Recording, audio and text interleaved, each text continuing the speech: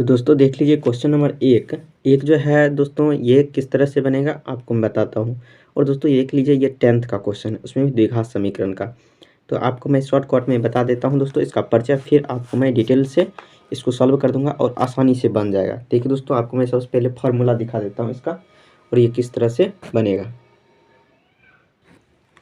तो दोस्तों शॉर्टकट में देख लीजिए ये द्विघात का मैं नोट्स करके रखा हूँ, उसमें भी फार्मूला देखिए इस तरह से समीकरण दिया हो रहेगा ax² + bx + c = 0, जहाँ a क्या है दोस्तों, a 0 के बराबर नहीं होना चाहिए। और दोस्तों इसमें देखिए d होता है, d क्या होता है, विभेजक होता है। इसका फार्मूला क्या होता है, b² - 4ac, क्या होता है b² - 4ac। अब दोस्तों कंडीशन यहाँ 3 उत्पन्न होता है। देखिए 3 क्या होता है, d का मान 0 से क्या होना चाहिए, जब बड़ा होगा। याद रखिए d का मान दोस्तों कुछ आएगा, इस फार्मूला से निकालेंगे। और d का मान जब क्या होगा, 0 से बड़ा होगा, तब मूल जो होगा इसका वास्तविक और असमान होगा। याद रखिए वास्तविक और असमान होगा।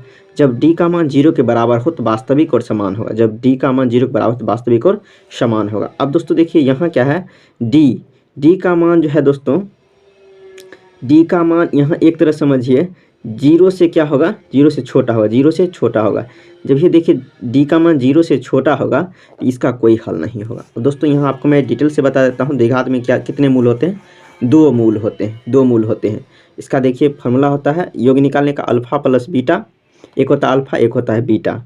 तो मूलों का योग बड़ा फार्मूला तो -b/a। यहाँ देखिए यहाँ इस पे बैठाएंगे -b/a, इस फार्मूला पे हो जाएगा। अब देखिए मूलों का गुणनफल क्या होता है, c/a होता है।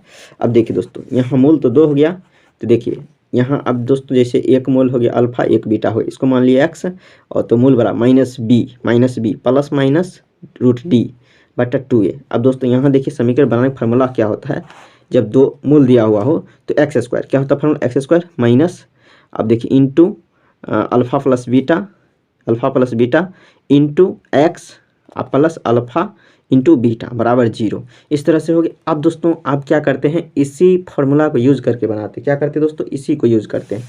और विशेष करके आप थोड़ा ध्यान दें इस चीज़ को, ये कंडीशन यहाँ लागू होगा। चलिए बनाते हैं। तो दोस्तों देख लीजिए सबसे पहले ये देखिए समीकरण दिया हुआ है। समीकरण क्या दिया, चलिए नोट करते हैं।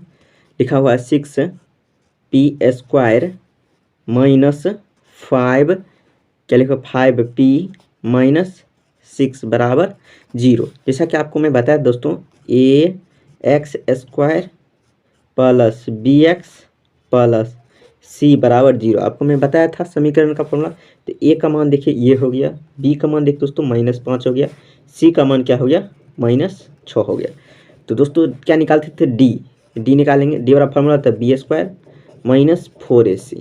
दोस्तों b का मान देखिए कितना है -5, तो -5 का स्क्वायर, फिर क्या हो जाएगा, देखिए यहाँ दिया हुआ 4 - 4ac, 4 हो गया दोस्तों। फार्मूला में a का मान कितना है दोस्तों, देखिए a का मान दिया हुआ 6, और यहाँ देखिए दोस्तों c का मान कितना माइनस दिया हुआ 6, रख दीजिए, कैलकुलेशन कीजिए यहाँ से, 25 हो गया दोस्तों।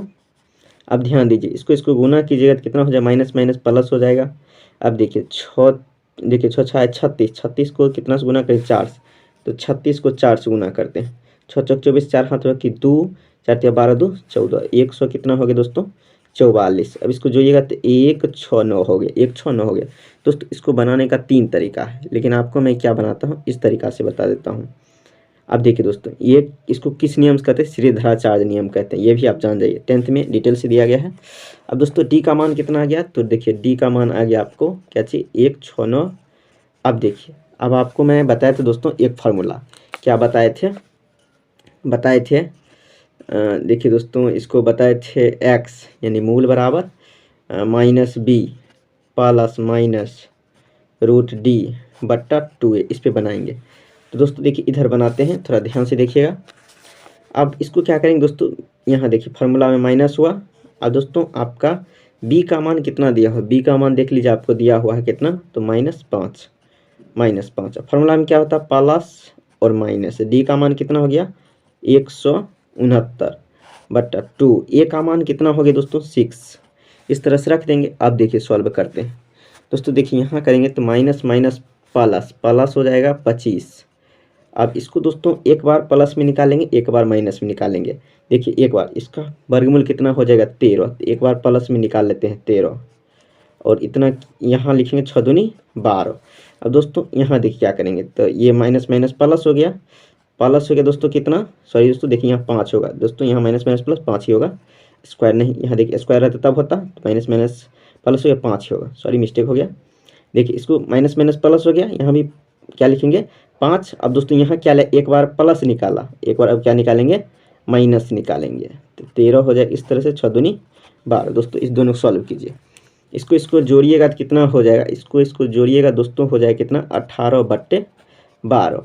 अब इसको कीजिएगा तो कितना हो जाएगा दोस्तों, देखिए तो देखिए ये कितना हो जाएगा दोस्तों 8 हो जाएगा, तो माइनस कितना हो जाएगा, तो -8/12 काट दीजिए, काटिएगा तो 6 3 18, 6 दूनी 12, ये हो गया 4 से काटिएगा तो 4 दूनी 8, 4 तिया 12। दोस्तों देखिए दो समीकरण का जो है मूल आ गया, ये समीकरण था ना, इसका देखिए दो मूल, एक इतना हो गया, एक हो गया दोस्तों फाइनल आंसर हो गया 3/2, दूसरा जो हुआ आपका कितना हो गया -2 बट्टा कितना हो गया 2 बट्टा, देखिए दोस्तों 2 बट्टा -2 बट्टा हो गया आपका 3।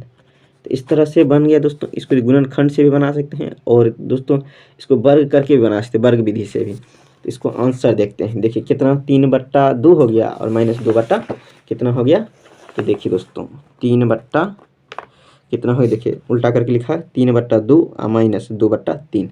इस तरह से आपका आंसर ये हो गया बी नंबर ऑप्शन। अब दोस्तों एक क्वेश्चन और है, देखिए ये क्वेश्चन इसको क्या कहता है, सिर्फ प्रकृति कहता है निकालने के लिए, सिंपल है बना देते हैं दोस्तों, तो देख लीजिए। चलिए दोस्तों इसको बनाते हैं। अब दोस्तों प्राकृतिक के लिए वास्तविक और जो बताया था ना उसी पे बनेगा। देखिए अब सबसे पहले क्या करते हैं दोस्तों, उसको डी निकाल, विवेचक पर ही आ जाएगा, तो इसके लिए फार्मूला लगाएंगे d = b² - 4ac। अब दोस्तों यहाँ क्या कीजिएगा, देखिए समीकरण ये किस तरह से समीकरण पे बैठाएंगे, तो बताया था आपको ax² + bx + c = 0। तो देखिए अब इसमें देखिए समीकरण लिख देते हैं x² - 5x + 7 = 0। देखिए c का मान ये हो गया, b का मान दोस्तों -5 और a का मान यहाँ नहीं कुछ तो 1 है। इस तरह से देखिए क्या होता है d = b², b का मान कितना हो गया -5, तो -5 का स्क्वायर -4a का मान कितना हो गया दोस्तों, a का मान हो गया आपका 1 और c का मान कितना हो गया 7। तो देखिए करेंगे तो कितना हो जाएगा, अब कर दीजिए, माइनस माइनस कितना हो गया दोस्तों, तो माइनस माइनस प्लस हो गया, 5 25 हो गया, कितना हो गया माइनस माइनस प्लस 5 25, 7 चौक कितना हो गया दोस्तों, तो 7 चौक हो गया आपको 28, 7 चौक 28। दोस्तों इसको हटाइए तो कितना हो गया, तो -3 हो गया।